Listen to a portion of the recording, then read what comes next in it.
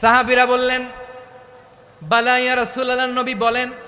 বিশ্বনবী বললেন, নামাজের চেয়েও বড়, রোজার চেয়েও বড়, যাকাতের চেয়েও বড়, সাদাকার চেয়েও বড় একটা ইবাদত আছে, আমি কি তোমাদের বলবো না?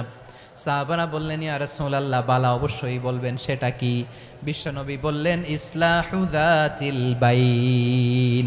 দুইজন যখন ঝগড়া লেগেছে, তোমার দুই ভাই যখন ঝগড়া লেগেছে, এই দুইজনের মধ্যে বিরোধ মিটিয়ে মীমাংসা করে দেয়া হচ্ছে সবচাইতে সেরা কাজ। দুইজন ঝগড়া লাগছে, ইসলাহু যাতিল বাইন, দুইজনের মধ্যে মিলিয়ে দেয়া, এটা নামাজ, রোজা, সাদাকার চেয়ে বেশি সওয়াব। সুবহানাল্লাহ, এত আস্তে, হ্যাঁ? ওয়াত্তাকুল্লাহ ওয়া আসলিহু যাতা বাইনিকুম, সূরা আনফাল। আল্লাহ বলেন, আল্লাহরে ভয় করো, ঝগড়া লাগলে মজা নিও না। ওয়াত্তাকুল্লাহ, আল্লাহরে ভয় করো। ফাসলিহু যাতা বাইনিকুম, মিলিয়ে দিও। তাহলে আমরা মিলায়ে দিব। রাজি আছেন তো? তাহলে আমরা এক উম্মাহ, এক উৎস থেকে এসেছি, এক দেহ, এক প্রাণ। আমাদের সম্পর্ক বড় মজবুত, সীসাঢালা প্রাচীরের মতো, কেউ টলাতে পারে না, কেউ ভাঙতে পারে না, ঠিক কিনা? আবার আমাদের সম্পর্ক হলো ভাই ভাই। আমরা ঐক্যবদ্ধ থাকার জন্য দুনিয়ায় এসেছি। কেমন করে ঐক্যবদ্ধ থাকতে হয় দুনিয়াবাসীর শেখানোর জন্য এসেছি। আল্লাহ বলেন, ও নবী, শুধু মুসলমানের মধ্যেই ঐক্য গড়লে হবে না, প্রয়োজনে ইহুদি নাসারাদের সাথে ঐক্য গড়ে তোলো।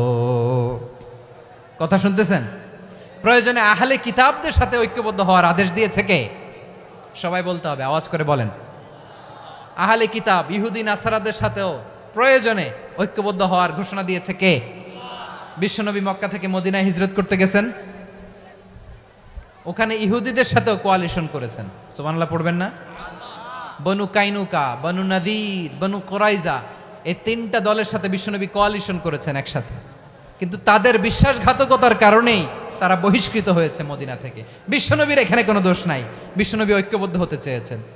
আল্লাহ তাআলা নবীরে বললেন, নবী তুমি তাদেরকে বলো, ও আহলে কিতাবের ভাইয়েরা, ইহুদি নাসারারা, এসো এসো এসো, আমরা এমন একটা বিশ্বাসের প্রশ্নে একত্রিত হই, যে বিশ্বাস তোমাদের নবীরাও প্রচার করেছে, যে বিশ্বাস আমিও প্রচার করি, যে বিশ্বাসের কথা তোমাদের পবিত্র ধর্মগ্রন্থগুলোতে রয়েছে, আবার যে বিশ্বাসের কথা আমার কোরআনের মধ্যেও রয়েছে। আসলে ওই কথায় আমরা একত্রিত হই। সুবহানাল্লাহ।